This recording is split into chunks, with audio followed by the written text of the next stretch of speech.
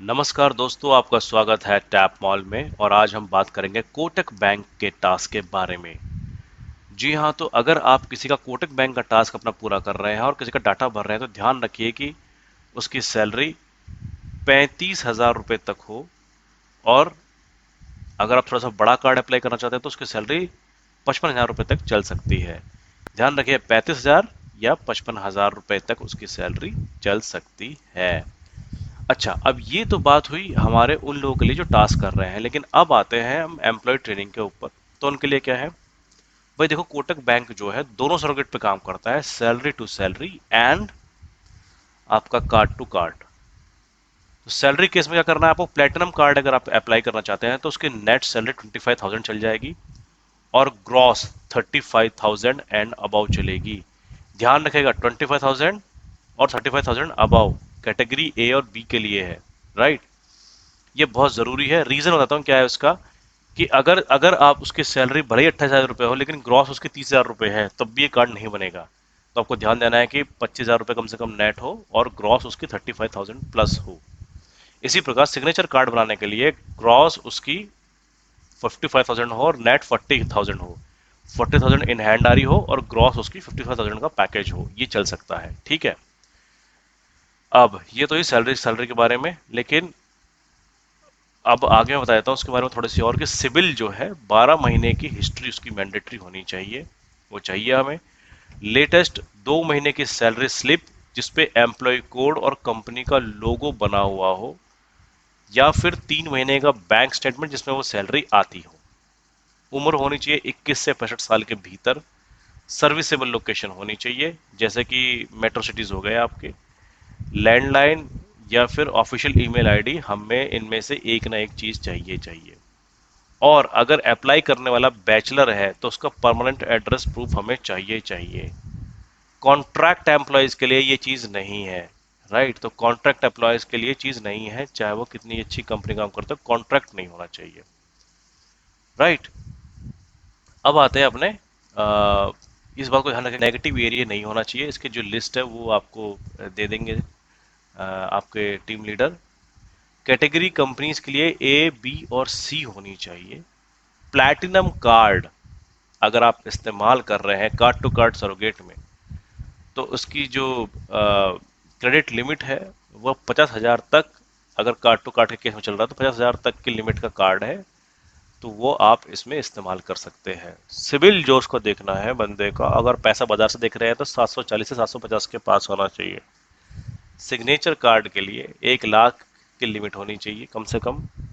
Right, अगर card to card है तो 1 लाख तक की लिमिट उसकी होनी चाहिए। लेटेस्ट क्रेडिट कार्ड स्टेटमेंट होना चाहिए। Front copy of credit card होनी चाहिए। इन केस अगर नंबर पीछे है, कुछ कार्ड्स ऐसे हैं जिनमें नंबर पीछे भी होता है, तो वो चीज़ लेनी चाहिए, लेकिन सीवीवी हटाकर। सीवीवी हटाकर आपको लेना है। ठीक है, ध्यान रखना है, सीवीवी हटाकर सीवीवी लेंगे तो फिर गड़बड़ हो जाएगी। तो सीवीवी किसी का नहीं लेना है, सीवीवी हटाकर नंबर लेना है। पैन पे जो साइन है वो चलेंगे और एप्लीकेशन पे भी वही होने चाहिए। एड्रेस प्रूफ के लिए Aadhaar card, passport, voter ID, DL ये चल जाएगा सिग्नेचर प्रूफ के लिए भी। राइट। अगर पैन कार्ड पे सिग्नेचर नहीं है, कुछ कुछ ऐसे पैन कार्ड आए जिनमें सिग्नेचर नहीं है, तो इस केस में आप आधार कार्ड और डीएल वगैरह से भी आप काम कर सकते हैं, जो मैंने बताया है। अगर सेल्फ एम्प्लॉयड है बंदा, तो उसका ध्यान रखेंगे कि रेजिडेंट और ऑफिस एक नहीं होना चाहिए। और इस केस में आप उसका विजिटिंग कार्ड भी प्रूफ के तौर पे ले सकते हैं। सैलरीड पर्सन है तो ऑफिशियल फ़ोन नंबर और ईमेल आईडी कुछ भी इनमें से चलेगा, लेकिन मैंडेटरी है। और कार्ड टू कार्ड सरोगेट में कम से कम 12 महीने का पुराना कार्ड होना चाहिए। इशू डेट और मेंबर सिंस, उसको दोनों कार्ड में आप देखेंगे जब कार्ड टू कार्ड करेंगे तो इशू डेट और मेंबर सिंस अगर मेंशन है और कार्ड की एक्सपायरी डेट मेंशन है, तो विंटेज प्रूफ क्या होता है कि भाई कार्ड स्टेटमेंट 1 साल पुरानी, तो विंटेज प्रूफ नहीं चाहिए। ध्यान रखिएगा, अगर इशू डेट या मेंबर सिंस मेंशन है और कार्ड एक्सपायरी डेट मेंशन है तो विंटेज प्रूफ नहीं चाहिए। और विंटेज प्रूफ होता क्या है? 1 साल का पुराना कार्ड जो होता है उसकी स्टेटमेंट।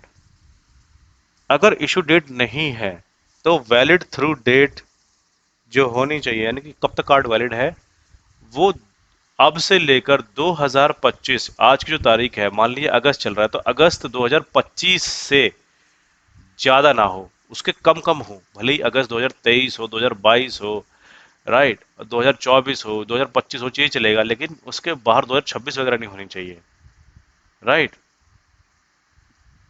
अगर ऐसा हुआ कि सितंबर 2025 हुआ तब भी कार्ड नहीं चलेगा, तो अगस्त, यानी कि जब आप कॉल कर रहे हैं तब ये होना चाहिए। इस वक्त अगस्त का महीना, इसलिए अगस्त की बात कर रहा हूँ। अगर सितंबर का महीना होगा तो सितंबर की बात करूंगा, ठीक। गवर्नमेंट बैंक्स के कार्ड जैसे ओबीसी हो गए, या फिर और कोई गवर्नमेंट बैंक हो गए, एसबीआई नहीं है, एसबीआई गवर्नमेंट बैंक नहीं है, ध्यान रखना, एसबीआई प्राइवेट बैंक है।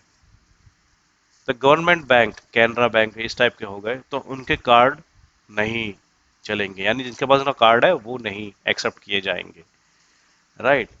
और कार्ड की जो अवेलेबल लिमिट होनी चाहिए, जो पहले से अगर यूज कर रहा है कार्ड टू कार्ड सरोगेट में, तो कम से कम 30% होनी चाहिए। मान लीजिए 30,000 का अगर कार्ड है, तो उसमें भले ही वो 21,000 रुपये खर्च कर दे, लेकिन 30%, 9,000 रुपये की उसकी लिमिट हमेशा बची रहनी चाहिए। और वो डिफॉल्टर ना हो, डिफॉल्टर इन केस की कोई लेट चार्ज ना हो, फीस बाउंस रेट ना हो, कम से कम 3 महीने के भीतर भीतर। अब क्योंकि कोरोना का टाइम चल रहा है, तो कोविड अफेक्टेड इंडस्ट्रीज जैसे हो गए, ट्रैवल टूरिज्म हो गई, होटल हो गई, ये चीजें नहीं चलेंगे ना, कार्ड नहीं बनेगा, क्योंकि यहाँ के लोगों की जॉब ही नहीं है, भी वो है, फ्लाइट्स हो गई, इस टाइप की चीजें जो कोविड से अफेक्टेड हुई डायरेक्टली, उनके कार्ड नहीं बनेगा, राइट। तो ये छोटी छोटी जो बातें हैं, आप इनको ध्यान में रखिए और अपना कॉलिंग शुरू कीजिए। आशा करता हूँ आप अच्छी कॉलिंग करेंगे और अच्छा डाटा हमें पंच करके देंगे। Thank you very much.